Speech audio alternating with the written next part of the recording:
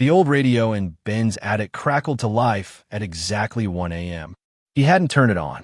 The voice that came through was a whisper, static-filled and desperate. "Help me, please." Ben's blood ran cold. He stepped closer, heart pounding. Who is this?" he asked. The voice stuttered.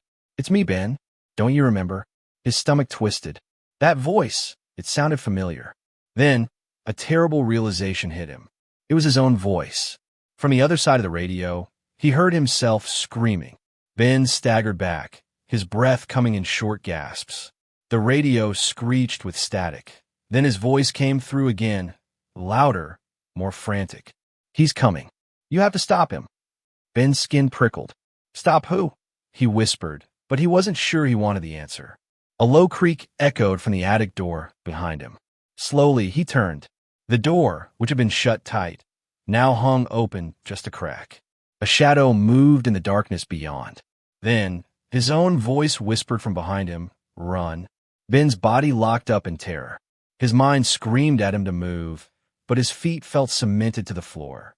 The radio crackled again, his own voice now distorted and filled with dread. "It's too late."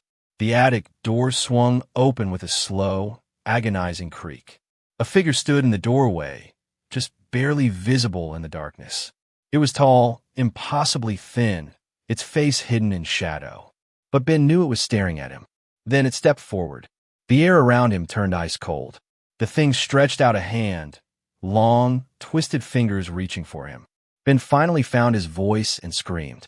But as he did, the radio screeched, the static swallowing his cry. The last thing he heard before everything went black was his own voice whispering from the radio. "Now you're with me."